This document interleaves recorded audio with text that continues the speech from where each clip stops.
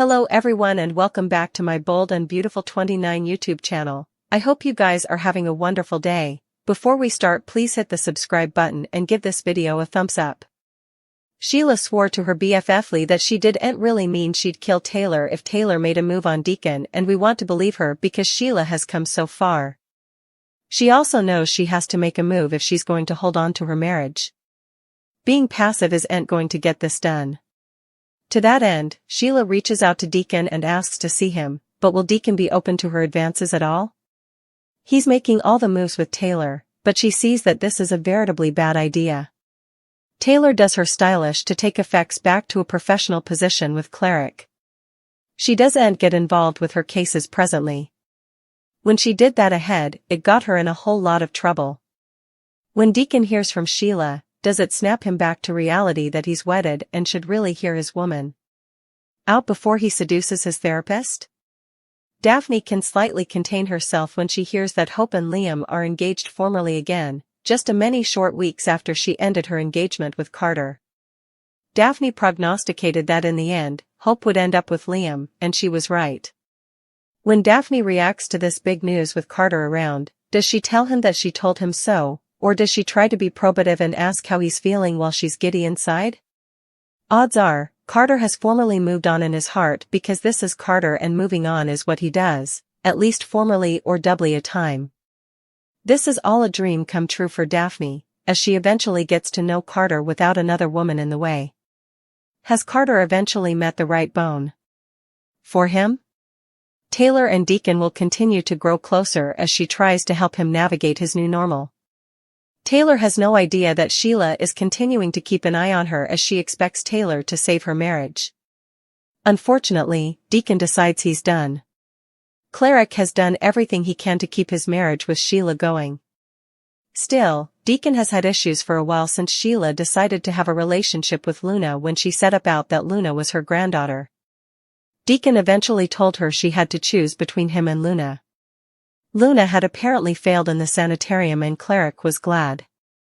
Deacon tried to understand that Sheila was grieving. When Deacon set about that Luna was alive and Sheila knew, he was furious. Sheila had promised Deacon that she'd not lie to him again, and yet that's exactly what she did. Cleric needs a change now. Sheila sees that Deacon listens to Taylor and has prayed Taylor to talk Cleric into giving her another chance. Cleric has no desire to revitalize effects with his woman. Cleric is attracted to Taylor and wants to see where this goes. This has been going on for some time. After all, Cleric and Taylor got near when he allowed. She was dead. Cleric is just now rejuvenating that connection. Cleric is getting near to Taylor the further they talk about their situation. After all, both of them have been hurt by Brooke and Ridge. Cleric and Taylor connect on a position that Sheila can't. Still, Sheila has hovered to kill Taylor if she gets into a romantic connections with Cleric. Sheila may have hovered Taylor but not to her face. The only person who knows anything about this trouble is Lee. Lee doesn't believe that Sheila will go back and hurt Taylor. Lee believes, or at least she wants to believe, that Sheila is just venting since she has been so different with Cleric. Sheila has nurse's training and she knows that Taylor was being treated for heart failure before she was diagnosed with broken heart pattern. Could Sheila mess with Taylor's drug and cause problems with heart failure because of that? Will Sheila mess with Taylor's drug, putting her heart in jeopardy to discipline her for falling for Deacon? Hope and Deke getting serious with their father. Sheila has further effects working against her than she knows. Cleric grows near to Taylor. Hope and Deke worry that he'll return to Sheila. Both are still astounded that their father actually married this woman, who has committed so numerous crimes and done so numerous crazed effects through the decades. Deke and Hope decide to have a come-to-children moment with their father and tell him every reason why he should cut his losses and end his marriage. He can't trust Sheila, especially with how numerous times she has now hid the verity about Luna from him. Cleric is torn as he knows his kiddies are right, that what Sheila did is only proof that she'll do the same effects again. Still, he loves her and can't get her out of his mind. Also again, effects Taylor has said are reverberating with Cleric, and he can't get the psychiatrist off his mind moreover. Cleric is one torn man, but will he make a decision with his head or with his heart? Liam is still in a state of shock that Hope didn't indeed vacillate and incontinently said yes to his marriage offer. He allowed. He'd have to do a whole lot further work than that, considering that Hope was engaged to Carter until relatively lately. A thrilled Liam is just happy to have his life back and some stopgap for his future, both literally and figuratively. Just a many months agone, Liam truly believed he was dying, and now he has his entire life ahead of him with a family he can put back together. Liam shares his good news with his father. Bill has one son whose life is going right, however, which have all been caused by Luna. If only he could break Will's problems. Luna and her new idea is presumably the worst that she's ever had. That's because she's going to ask her father, Finn, to raise her baby for her, which in turn might upset the Spencer family. At this point, Luna knows that she doesn't have important of a choice, especially seeing how Bill has made it clear that she isn't going to touch that baby the moment she gives birth. Cleric and Taylor continue getting near. Sheila opens up to Lee. Hope, Liam and Beth celebrate the engagement. The little girl can't stay for them to be a family again. Hope says they always have been, no matter if they're together or separated. Beth thinks this is the stylish day ever.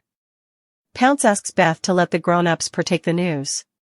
The girl agrees, but mentions it'll be hard to keep this quiet. At the office, Donna and Brooke talk about how well Hope's line is doing. Katie mentions that Hope's life is looking up. Hope textbooks Brooke and wants to meet ASAP. Katie virtually shoves Brooke out the door, getting Donna's attention. The nanosecond Brooke leaves, Donna gets Katie to unmask the news. Brooke goes home and finds Hope together. Hope puts her hand on Liam's casket, showing off her ring. Brooke is overjoyed and congratulates them. Liam makes some pledges, also Beth comes in to celebrate, too. Cleric does a part reversal and starts counseling Taylor. She let him hold on to her when his life was falling piecemeal, now he wants to return the favor. Taylor thinks Deacon is being sensitive and kind. They yap about Ridge and Brooke. Taylor bashes Brooke and prodigies if she should have fought harder. Taylor cries and Cleric holds her. Also, they lock eyes. Sheila and Lee talk about how helping Luna came at a high price for both of them. Sheila admits that she hasn't always been honest with Cleric. Lee assures her that everyone is defective. Sheila claims she was just angry when she hovered to kill Taylor. She's just spooked about her marriage. Lee has to leave for a consult, but assures her Taylor isn't the adversary. The good croaker. Adds, once Lee exists, Sheila sends a textbook communication to Deacon professing her love. Sheila prayed Deacon to work on their marriage. She promised him that they could work this out. Sheila asked Deacon to come back home to her. Formally again, she called him Daddy. But we all want to forget about that, and so does Deacon. Surprisingly, he doesn't succumb to Sheila's advances. He told her that he allowed. She'd stop lying and colluding the day they got married. Sheila claimed she didn't mind if he saw Taylor. She allowed. It would bring them one step closer together. How snappily Sheila forgot the silent warning she gave Taylor. Cleric left Il Giardino to see Taylor at the office. The two started their remedy session. He told her about his discussion with Sheila. She's hopeful that remedy will bring them back together. Taylor mentioned that Sheila visited her the other day. Cleric was shocked to learn that his woman was hanging around. Taylor explained that Sheila prayed her to help repair their marriage. Sheila formally knows what she wants, and that's a life with Cleric. But what does Deacon want? He claims he doesn't know whether he's up or down at the moment. He's been feeling a little misplaced since their fight. Cleric was ready to throw in the kerchief on his marriage. Taylor asked Deacon if it was possible for him to work on their marriage. The two have veritably different views on their marriage. Sheila believes they can return to the way effects were. Cleric has reservations about his woman. He's not sure if he could trust her again.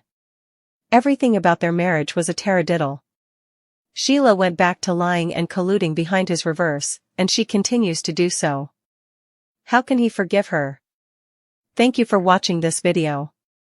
And do not forget to like, comment and subscribe.